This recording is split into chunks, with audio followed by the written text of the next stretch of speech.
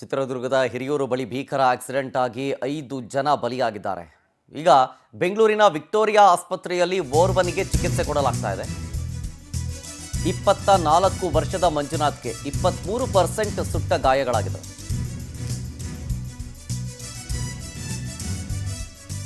ಮಂಜುನಾಥ್ಗೆ ಹೊಟ್ಟೆಯ ಕೆಳಭಾಗದಲ್ಲಿ ಸುಟ್ಟ ಗಾಯ ಆಗಿದೆ. ಫ್ರೆಂಡ್ಸ್ ಎಲ್ಲ ಸೇರಿ ಗೋಕರ್ಣಕ್ಕೆ ಹೊರಟಿದ್ದರಂತೆ. ಮಂಜುನಾಥ್ ಜೊತೆಗೆ ಅವರ ಫ್ರೆಂಡ್ಸ್ ಕೂಡ ಇದ್ರಂತೆ. ಮಾವಳ್ಳಿಯಿಂದ ಗೋಕರ್ಣಕ್ಕೆ ಹೊರಟಿದ್ರು ಈ ಗೆಳೆಯರು. ಈಗ ಶೇಕಡ 30ರಷ್ಟು ಭಾಗ 23ರಷ್ಟು ಭಾಗ ಸುಟ್ಟು ಕರಕಲಾಗಿರೋದ್ರಿಂದಾಗಿ ಸಾವು ಬದುಕಿನ ನಡುವೆ ಹೋರಾಟವನ್ನು ನಡೆಸ್ತಾ ಇದ್ದಾರೆ ಮಂಜುನಾಥ್. ನಾನು ಹೇಳಿದ್ನಲ್ಲ, ಈ ದುರಂತದಲ್ಲಿ ಸಾವನ್ನಪ್ಪಿದವರು ಜೊತೆಗೆ ಬದುಕುಳಿದವರ ಒಬ್ಬೊಬ್ಬರ ಕಥೆಯೂ ಕೂಡ ವಿಭಿನ್ನವಾಗಿದೆ. ಒಂದು ಇಡೀ ಕುಟುಂಬ ಸೇಫ್ ಆಗುತ್ತೆ ಸಣ್ಣ ಪುಟ್ಟ ಗಾಯಗಳಿಂದ. ಮತ್ತೊಂದು ಕಡೆ ಟೂರ್ಗೆ ಅಂತ ಹೋದಂತಹ ಸಂದರ್ಭದಲ್ಲಿ ಫ್ರೆಂಡ್ ಇಬ್ಬರೂ ಬದುಕಿರೋದ್ರ ಬಗ್ಗೆ ಖಚಿತ ಮಾಹಿತಿ ಇದೆ, ಆದರೆ ಒಬ್ಬರು ಅವರ ಬಗ್ಗೆ ಯಾವುದೇ ರೀತಿಯಾದಂಥ ಮಾಹಿತಿ ಇಲ್ಲ. ಬದುಕಿದರೋ, ಗಾಯ ಆಗಿದೆಯೋ, ಕ್ರಿಟಿಕಲ್ ಸಿಚುವೇಶನನ್ನು ಏನಾದರೂ ಎದುರಿಸ್ತಾ ಇದ್ದಾರೋ ಯಾವ ಮಾಹಿತಿಯೂ ಇಲ್ಲ. ಹಾಗಾಗಿ ಹುಡುಕಾಟ ನಡೆಸ್ತಾ ಇದ್ದಾರೆ ಅಂಥವ್ರಿಗೂ ಕೂಡ. ಈಗ ಬಸ್ ಪ್ರಯಾಣಿಕ ದಿಲೀಪ್ ಅನ್ನೋರು ಅಪಘಾತದ ಭೀಕರತೆಯನ್ನು ತೆರೆದಿಟ್ಟಿದ್ದಾರೆ. 12 ಗಂಟೆಗೆ ವಾಶ್ರೂಮ್ಗೆ ಅಂತ ಹೋಗೋದಕ್ಕೆ ಬ್ರೇಕ್ ಕೊಟ್ಟಿದ್ರಂತೆ. ಅಲ್ಲಿ ತನಕ ಬಸ್ಸು ಸ್ಲೋವಾಗಿ ಹೋಗ್ತಾ ಇತ್ತು. ಬ್ರೇಕ್ ಆದಮೇಲೆ ರ್ಯಾಶ್ ಡ್ರೈವಿಂಗ್ ಮಾಡ್ತಾ ಇದ್ರು. ಆಮೇಲೆ ನೋಡ್ತಾ ನೋಡ್ತಾ ಬಸ್ ಆಕ್ಸಿಡೆಂಟ್ ಆಗೋಯ್ತು. ಆಮೇಲೆ ಏನಾಯಿತು ಅನ್ನೋದೇ ನಂಗೆ ಗೊತ್ತಿಲ್ಲ. ಮಂಜುನಾಥ್ ನನ್ನ ಪಕ್ಕದ ಸೀಟ್ನಲ್ಲೇ ಇದ್ದ. ಬೆಂಕಿ ಹತ್ಕೊಳ್ತಾ ಇದ್ದಂತೆ ನಾವು ಕೆಲವರು ಇಳಿದು ಓಡಿದ್ವಿ. ಆದರೆ 3 ಜನ ಒಳಗಡೆ ಸಿಕ್ಕಾಕೊಂಡಿದ್ರು.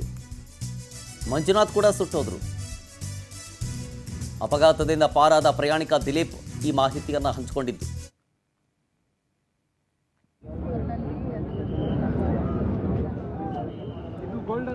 ಅಂದರೆ 24 ವರ್ಷದ ಮಂಜುನಾಥ್ ಇದಾರಲ್ಲ, ಅವರು ಒಂದು ಕಾಲು ಭಾಗ ಸುಟ್ಟು ಗಾಯ ಆಗಿದ್ದಾವೆ. ಹೊಟ್ಟೆಯ ಕೆಳಭಾಗದಲ್ಲಿ ಕ್ರಿಟಿಕಲ್ ಸಿಚುವೇಶನ್ ಇದೆ. ಅವರ ಪಕ್ಕದ ಸೀಟ್ನಲ್ಲಿ ಟ್ರಾವೆಲ್ ಮಾಡ್ತಿದ್ದವರು ದಿಲೀಪ್ ಅಂತ, ಬದುಕುಳಿದಿದ್ದಾರೆ ಅವರು. ಅವರು ಈ ಆಕ್ಸಿಡೆಂಟ್ ಬಗ್ಗೆ ರಿಯಾಕ್ಷನ್ ಕೊಟ್ಟರು. ಮಧ್ಯರಾತ್ರಿ 12 ಗಂಟೆ ಅಷ್ಟೊತ್ತಿಗೆ ವಾಶ್ರೂಮ್ಗೆ ಅಂತ ನಿಲ್ಲಿಸಿದ್ರು.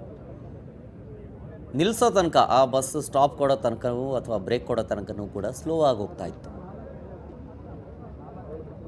ಬ್ರೇಕಿಂದ ಬಂದ ಮೇಲೆ ಬಸ್ಸು ಬಹಳ ಸ್ಪೀಡ್ನಲ್ಲಿ ಹೋಗ್ತಾ ಇತ್ತು. ನೋಡ್ತಾ ಇದ್ದಂತೆ ಆಕ್ಸಿಡೆಂಟ್ ಆಗೋಯ್ತು. ನಮಗೆ ಗೊತ್ತೇ ಆಗಲಿಲ್ಲ ಏನಾಗ್ತಿದೆ ಅಂತ. ನಮಗೆ ಒಂದು ಕ್ಷಣ ಯೋಚನೆ ಮಾಡೋದಕ್ಕೂ ಟೈಮ್ ಸಿಗಲಿಲ್ಲ.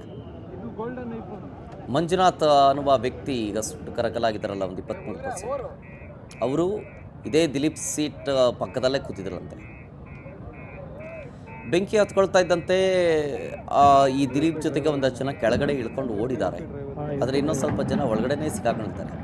ಅದರಲ್ಲಿ ಈ ಮಂಜುನಾಥ್ ಕೂಡ ಒಬ್ಬರು ಅಂಥೇಳಿ ದಿಲೀಪ್ ಪ್ರಯಾಣಿಕರು ಮಾಹಿತಿಯನ್ನು ಕೊಟ್ಟರು. ಜೊತೆಗೆ ಸುಟ್ಟ ಜಾಗದಲ್ಲಿ, ಅಂದರೆ ಆ ಆಕ್ಸಿಡೆಂಟ್ ಆದಂಥ ಜಾಗದಲ್ಲಿ ಒಂದಷ್ಟು ಐಡೆಂಟಿಫಿಕೇಷನ್ ಮಾರ್ಕ್ಗಳು ಸಿಗ್ತಾ ಇದ್ದಾವೆ. ಅಂದರೆ DL ಸಿಗ್ತಾ ಇದೆ, ಪರ್ಸ್ ಸಿಗ್ತಾ ಇದೆ, ಮೊಬೈಲ್ ಫೋನ್ ಸಿಗ್ತಾ ಇದೆ, ಕೀ ಚೈನ್, ವಾಚ್ ಎಲ್ಲವೂ ಸಿಗ್ತಾ ಇದೆ ನೋಡಿ. ಈಗ ಅದೆಲ್ಲವನ್ನೂ ಕೂಡ ಜೋಡಿಸಿ ಯಾವ ಸೀಟ್ ಪಕ್ಕದಲ್ಲಿ ಸಿಕ್ಕಿತ್ತು ಅಂತಲೂ ಕೂಡ ಅಲ್ಲಿ ಬರ್ಕೊಂಡಿದ್ದಾರೆ. ಯಾವ ಸೀಟ್ ಭಾಗದಲ್ಲಿ ಯಾವ ವಸ್ತು ಸಿಕ್ಕಿದ್ದು ಅಂತ. ಆ ವಸ್ತುವಿನ ಕನ್ಫರ್ಮೇಷನ್ ಆಯಿತು ಅಂತಂದರೆ ಆ ವ್ಯಕ್ತಿ ಯಾರದ್ದು ಅಂತ ಕುಟುಂಬಸ್ಥರನ್ನ ಕೇಳಿದಾಗ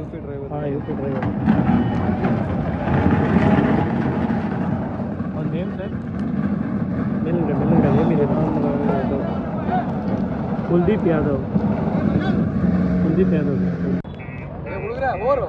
ಅಂದರೆ ಆ ಕುಲ್ದೀಪ್ ಯಾದವ್ ಬಂದು ಆ ಲಾರಿ ಚಾಲಕ, ಲಾರಿ ಓಡಿಸ್ತಾ ಇದ್ದನು, ಆತನು ಕೂಡ ಸ್ಪಾಟ್ ಡೆತ್. ಆತನ ಐಡೆಂಟಿಟಿ ಕಾರ್ಡ್ ಅದು.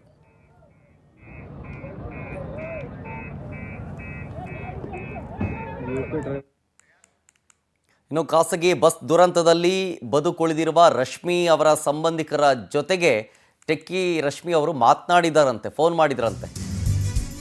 ಸಾಫ್ಟ್ವೇರ್ ಇಂಜಿನಿಯರ್ ಆಗಿದ್ದರು ಭಟ್ಕಳದ ರಶ್ಮಿ. ಸ್ನೇಹಿತರ ಜೊತೆಗೆ ಗೋಕರ್ಣಕ್ಕೆ ಹೊರಟಿದ್ರು.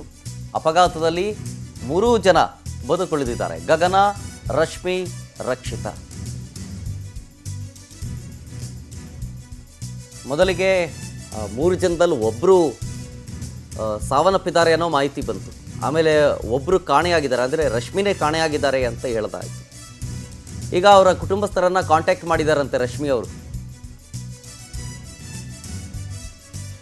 ರಶ್ಮಿ ತಮ್ಮ ಸಂಬಂಧಿಕರ ಜೊತೆ ಮಾತನಾಡಿದ್ದಾರಂತೆ.